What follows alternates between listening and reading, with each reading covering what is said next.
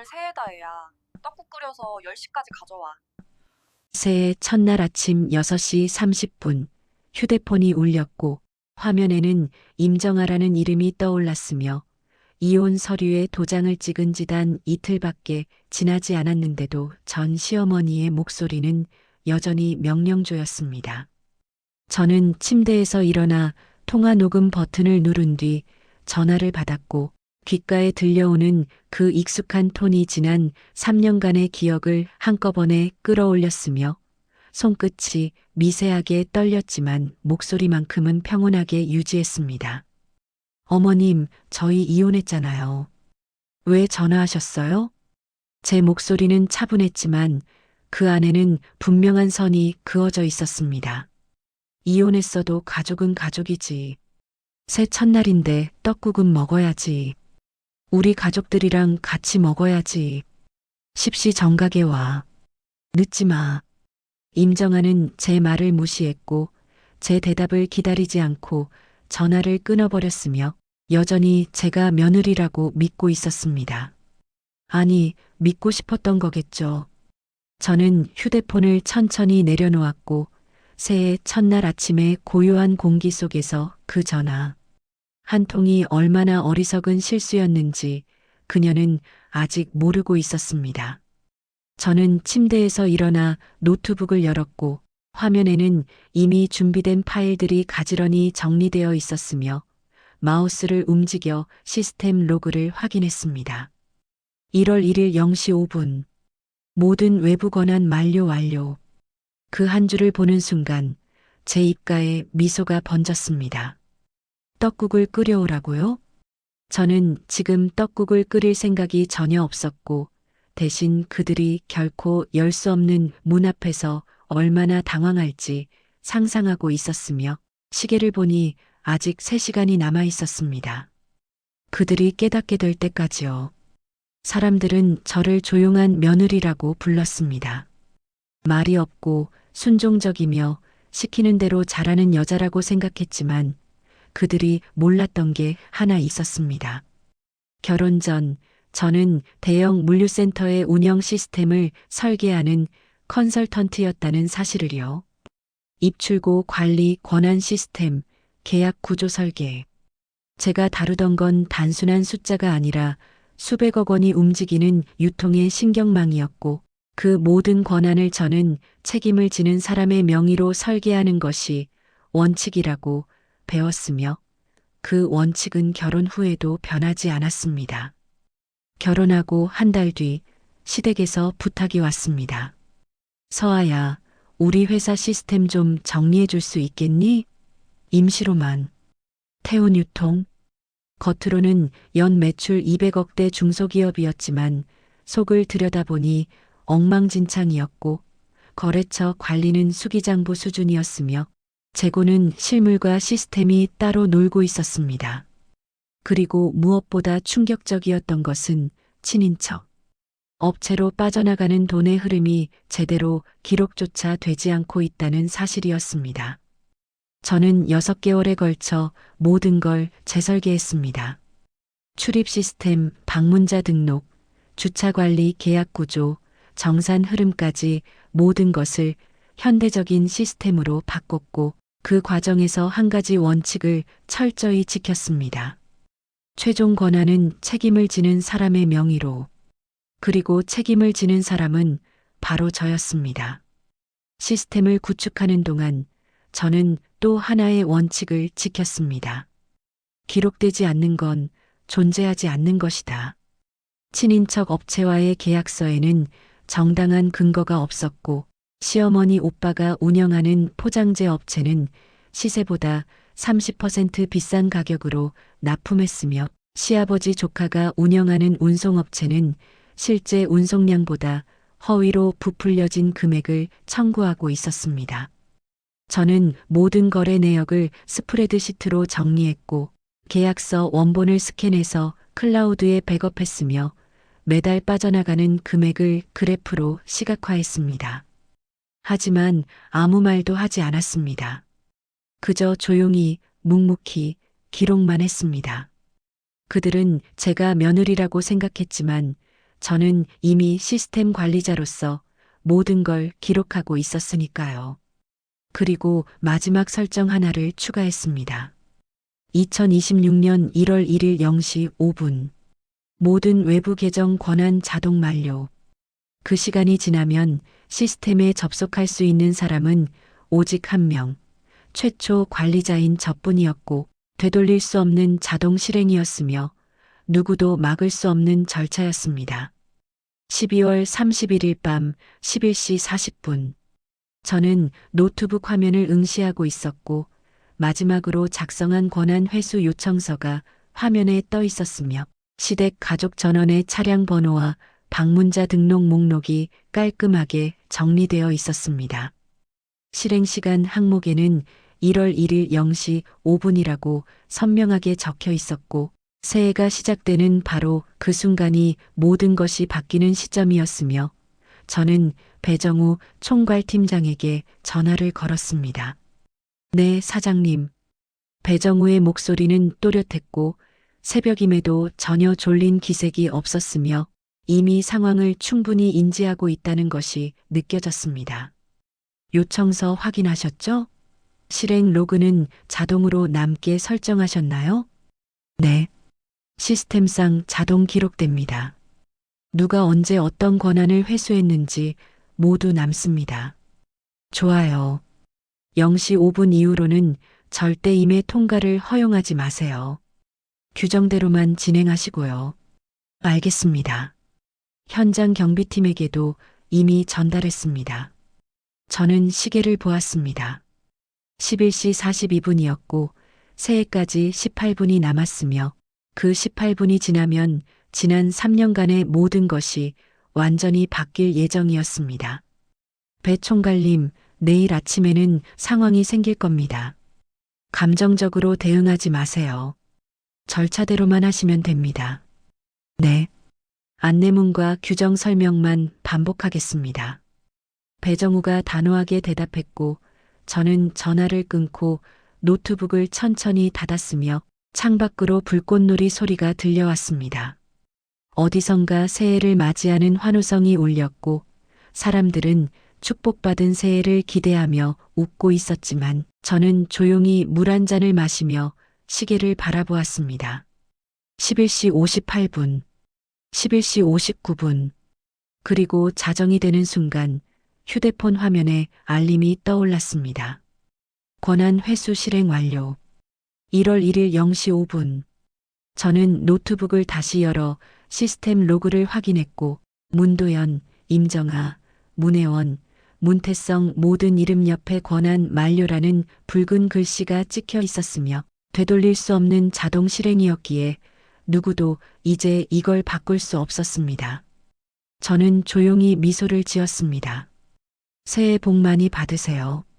그리고 6시간 30분 뒤 제 휴대폰이 울렸고 임정아가 떡국을 요구하는 전화를 걸어왔으며 저는 그 전화를 받으면서도 이미 모든 것이 끝났다는 걸 알고 있었습니다.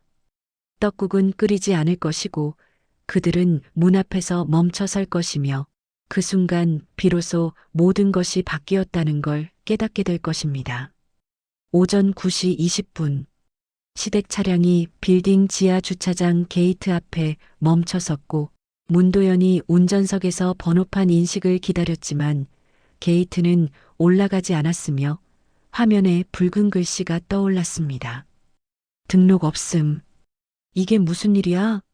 문도연의 목소리가 차가운 겨울 공기를 갈랐고 조수석에 앉은 임정아의 얼굴이 굳어졌으며 뒷좌석에는 중요한 거래처 사장과 문혜원이 당황한 표정으로 앉아 있었습니다.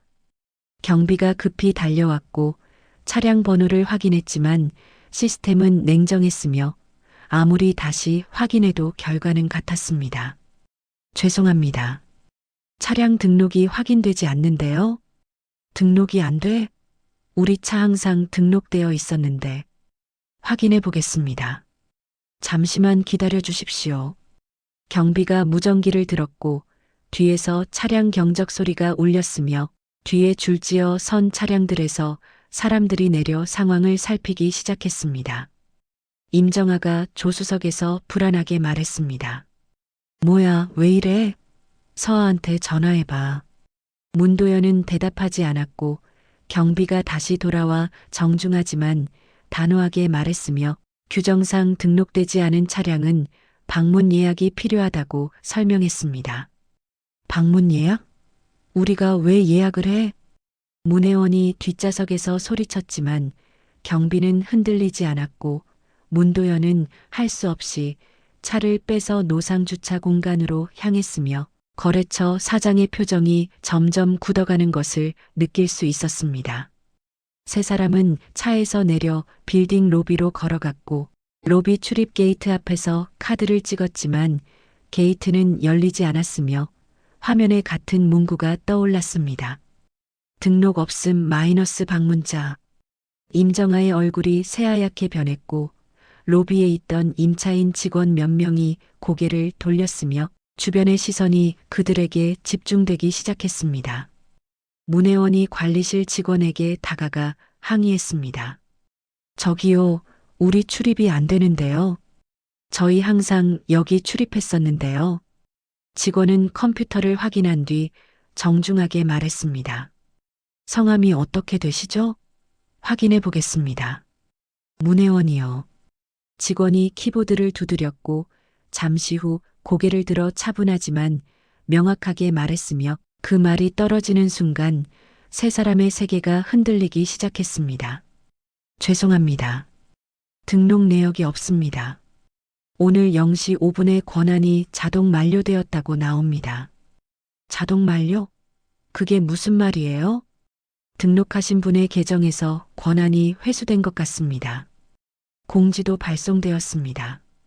직원이 화면을 돌려 보여주었고 구서와 명의로 발송된 통지문이 선명하게 떠 있었으며 문혜원은 그 글자들을 읽으면서 입술이 파랗게 질렸습니다. 본 통지는 구서와 명의로 등록되었던 방문자 등록, 주차 등록, 라운지 및 회의실 예약 권한이 1월 1일 0시 5분로 자동 만료되었음을 알려드립니다. 임정아가 급히 휴대폰을 꺼내 제게 전화를 걸었지만 저는 받지 않았고 주변에서 사람들이 휴대폰을 들기 시작했으며 로비의 소란은 점점 커져갔습니다. 그 순간 그들은 처음으로 깨달았을 것입니다. 오늘 아침 6시 30분 떡국을 요구했던 그 전화가 얼마나 큰 실수였는지를요. 그리고 문이 더 이상 열리지 않는다는 것을요. 같은 시각 저는 집에서 배정우의 메시지를 확인했습니다. 사장님, 현장에 상황 발생했습니다. 저는 즉시 답장을 보냈습니다. 현장 안전 우선. 자극하지 말고 규정대로 안내하세요. 모든 대화 기록 남기세요. 저는 따뜻한 커피를 한 모금 마셨고 창밖으로 새해 첫날의 햇살이 쏟아졌으며 저는 조용히 미소를 지었습니다. 떡국은 끓이지 않았습니다. 대신 문을 닫았습니다. 그리고 그 문은 다시는 열리지 않을 것입니다. 로비에서 출입이 막힌 지 10분이 지났고 문태성이 휴대폰을 꺼내 제게 전화를 걸었지만 신호음만 길게 울렸으며 저는 받지 않았습니다. 태성은 다시 전화를 걸었고 이번에도 연결되지 않자 이를 악물고 문자를 보냈습니다. 서아, 지금 당장 전화 받아. 이게 무슨 짓이야? 1분 후 제 답장이 갔습니다. 통화는 곤란합니다. 문자나 이메일로 말씀하세요. 방문 권한은 1월 1일 0시 5분에 자동 만료되었습니다. 실행 로그가 남아있어 되돌릴 수 없습니다. 태성이 휴대폰을 움켜쥐었고 다시 문자를 보냈지만 제 답장은 짧고 명확했으며 공지는 이미 발송되었으니 확인하시기 바란다는 내용뿐이었습니다. 태성은 로비를 벗어나 복도 쪽으로 걸어가 배정우에게 전화를 걸었고 오래 알고 지낸 사이라며 임시로라도 출입을 만들어달라고 요청했지만 배정우는 단호했습니다. 죄송합니다. 임의로 처리할 수 없습니다. 규정 위반 시 책임이 저한테 집니다. 등록 없는 출입을 허용했다가 문제가 생기면 제가 책임져야 합니다. 그럼 서아한테 승인 받으면 되잖아. 네. 사장님의 공식 승인이 있으면 처리 가능합니다. 태성은 전화를 끊었지만 다시 제게 전화를 걸 생각은 하지 않았고 어차피 받지 않을 것을 알고 있었으며 문도연이 다가와 물었지만 방법이 없었습니다. 거래처 사장은 이미 불편한 표정을 감추지 않았고 장소를 바꿀 수밖에 없었으며 세 사람은 서둘러 로비를 빠져나갔지만 이미 로비와 주차장에서 벌어진 장면은 여러 사람의 휴대폰에 담겨 있었습니다. 차에 탄 문혜원이 즉시 휴대폰을 꺼내 동네 커뮤니티 앱을 열었고 분노의 창글을 빠르게 작성했으며 사진 몇 장을 첨부해 올렸습니다. 새 첫날부터 며느리한테 당했어요. 이혼하자마자 시댁을 길바닥에 세우다니 이게 말이 되나요? 새해 떡국 먹으려고 모였는데 빌딩 출입도 못하게 막았어요. 너무 악독하지 않나요? 곧바로 댓글이 달리기 시작했습니다. 며느리가 너무하네요. 새 첫날에 이럴 수가 있나요? 문혜원이 만족스럽게 웃었지만 곧 다른 댓글들이 올라왔고 그 댓글들은 문혜원이 예상하지 못한 방향으로 흘러가기 시작했습니다. 그런데 왜 빌딩 출입이 며느리 계정이었어요? 시댁 소유 빌딩 아니에요? 뭔가 이상한데요? 명의가 누구 거예요? 문혜원의 얼굴이 굳어졌습니다. 같은 시각 저는 노트북을 열어 임차인 대표단체망에 공지를 올렸고 보안 강화 조치에 대한 안내문을 게시했으며 민원 처리팀이 신설되었다는 내용을 추가했습니다. 제목 정상 운영 및 보안 강화 안내. 새해를 맞아 방문자 등록 절차가 강화되었습니다. 임차인 여러분의 안전과 업무 환경을 위한 조치이니 협조 부탁드립니다. 댓글이 달리기 시작했고 모두 긍정적인 반응이었으며 임차인들은 보안이 강화되어 만족한다는 의견을 남겼습니다. 저는 커피를 한 모금 마셨고 창밖을 바라보았으며 해가 높이 떠올라 따스한 햇살이 제 얼굴을 비추고 있었습니다. 떡국을 요구하던 전화는 이제 아득한 기억처럼 느껴졌고 그들의 세계는 오전 9시 20분에 멈춰 있었으며 제 세계는 계속해서 앞으로 나아가고 있었습니다. 문은 닫혔습니다. 그리고 다시는 열리지 않을 것입니다. 며칠이 지나고 저는 예전부터 정리해 두었던 또 다른 파일을 열었습니다. 태운 유통 비정상 거래 내역 2023-2025 XLSX 3년간 가족회사 명의로 빠져나간 운영비, 친인척 업체로 흘러간 부당한 계약금, 허위로 청구된 물류비까지 모든 것이 숫자로, 날짜로, 장거로 남아 있었고 저는 그 파일을 열면서 한 가지 결심을 했습니다. 폭로하지 않겠다고요. 대신 조용히 하나씩 계약 갱신을 중단할 것이고 정산 내역을 재검토할 것이며 부당하게 지급된 금액에 대한 회수 절차를 시작할 것입니다. 명분을 주지 않는 것, 그것이 가장 강력한 무기였으니까요. 저는 배정우에게 이메일을 보냈고 친인척 업체 3곳의 계약 갱신을 거절하라는 지시를 내렸으며 공개 입찰로 전환하라고 요청했습니다. 시설 관리, 미화, 경비 3곳입니다. 입찰 자격 요건을 명확히 하고 실적과 가격을 투명하게 평가해 주세요. 배정우의 답장은 즉시 왔습니다. 알겠습니다. 이번 주 안으로 공고 올리겠습니다. 그리고 경리팀에도 지시를 내렸고 정산 보류 대상 항목을 명시했으며 추가 증빙 자료가 필요하다는 공지를 발송하라고 했습니다. 마지막으로 회계법인에 연락해 최근 3년간 운영 비용 항목에 대한 감사를 착수하라고 요청했고 관련 자료 제출에 협조해달라는 통지서를 준비했습니다. 모든 것이 같은 날, 같은 시간에 실행될 예정이었습니다. 월요일 오전 9시, 한 곳을 막아도 다른 곳에서 터지게 만들 계획이었고 그들이 대응할 틈을 주지 않을 것이며 돌이킬 수 없는 상황을 만들 것입니다. 월요일 오전 9시, 배정우가 이메일 발송 버튼을 눌렀고 친인척 업체 3곳에 동시에 메일이 전송되었으며 제목은 계약 갱신 거절 통보였습니다. 같은 시각 격리팀장이 정산 보류 공지를 발송했고 일부 항목의 정산 근거가 불명확하여 보류한다는 내용이 담겨 있었으며 추가 자료 요청 시 협조가 필요하다는 문구가 포함되어 있었습니다. 5분 후 회계법인에서 감사 통지서가 발송되었고 최근 3년간 운영 비용 항목에 대한 감사를 시작한다는 내용이었으며 관련 자료 제출에 협조해달라는 요청이 들어 있었습니다. 문도연의 휴대폰이 울리기 시작했고 친인척 업체 대표들이 연달아 전화를 걸어왔으며 모두 같은 이야기를 했습니다. 형님, 오후 1027. 빌딩에서 계약 갱신 안 한대요. 새로운 입찰한대요. 왜 갑자기? 이유는 뭐래? 모르겠어요. 이유는 안 알려줬어요. 문도연은 격리팀에 전화를 걸었고 정산이 왜 보류되었는지 물었지만 격리팀장은 차갑게 대답했으며 자료가 불명확하다고만 반복했습니다. 무슨 자료요? 작업 내역서와 영수증이요. 금액 대비 실제 작업량이 맞지 않아요. 문도연의 말이 막혔고 자료를 제출할 수 없다는 것을 스스로 알고 있었으며 그는 급히 전화를 끊고 주먹으로 책상을 쳤습니다.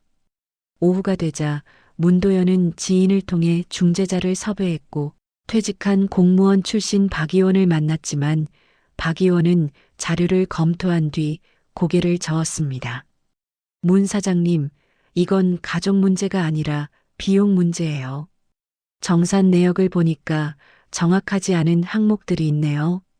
증빙이 없으면 문제가 돼요. 제가 중재하기엔 적절하지 않은 것 같습니다. 문도연은 혼자 남겨졌고 갈 곳이 없었으며 모든 연결고리가 동시에 끊어지고 있었습니다. 저녁이 되자 임정아가 외투를 입었지만 문혜원이 급히 말렸고 직접 찾아가면 기록이 남아 신고당할 수 있다고 경고했으며 임정아는 외투를 벗고 소파에 주저앉았습니다. 갈 곳이 없었습니다. 같은 날 밤 문태성은 거래처 담당자에게서 이메일을 받았고 제목은 확인 요청이었으며 내용은 간단했지만 치명적이었습니다.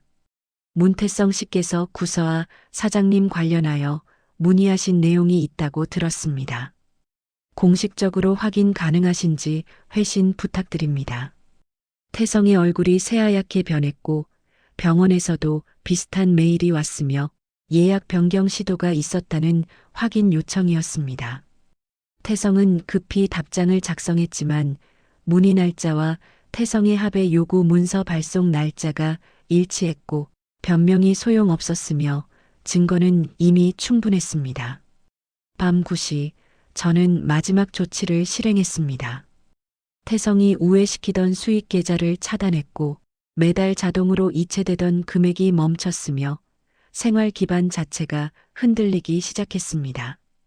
저는 노트북을 닫고 창밖을 바라보았으며 눈이 소리 없이 내리고 있었습니다.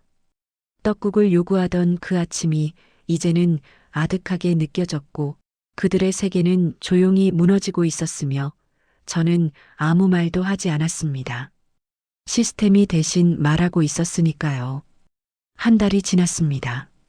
문도연은 차량을 매각했고 임정아는 카드 청구서 연체 경고를 받았으며 문혜원은 지인들에게서 모두 연락이 끊겼습니다. 거래처는 떠났고 친인척은 거리를 두었으며 돈줄은 완전히 막혔습니다. 어느 날 저녁 눈발이 다시 날렸고 시댁 세 식구는 거실에 모여 앉아 있었지만 아무도 말이 없었으며 텔레비전만 희미하게 켜져 있었습니다. 임정아가 휴대폰을 들었다가 내려놓았고 제게 연락하고 싶었지만 할 수 없었으며 새해 떡국을 요구하던 그때가 아득했습니다. 같은 시각 저는 빌딩 로비를 마지막으로 점검하고 있었고 출입 게이트가 조용히 작동하고 있었으며 등록된 사람들만 통과했습니다. 배정우가 다가와 말했습니다. 사장님, 오늘도 이상 없었습니다. 사장님이 잘하셨어요. 감정이 아니라 원칙으로 하셨잖아요. 다들 도와줘서 가능했어요. 저는 고개를 숙였고 배정우가 밝게 웃었으며 저는 집으로 돌아가는 차 안에서 창밖을 바라보았습니다. 거리에 눈이 쌓이고 있었고 새해가 시작된 지 한 달이 지났으며 떡국을 요구받았던 그날부터 모든 것이 바뀌었습니다. 0시 5분에 시작된 권한 만료. 그것이 완전한 분리의 시작이었고 이제 저의 새해만 앞으로 나아갔으며 시댁의 시간은 그날 밤에 멈춰 있었습니다. 저는 집에 도착해 차에서 내렸고 현관문을 열고 들어섰으며 따뜻한 집이었습니다. 제 이름으로 된 공간이었고 더 이상 누구의 그림자가 아니었으며 저는 조용히 불을 켰습니다. 새로운 하루가 기다리고 있었습니다. 여러분, 오늘 이야기 어떠셨나요?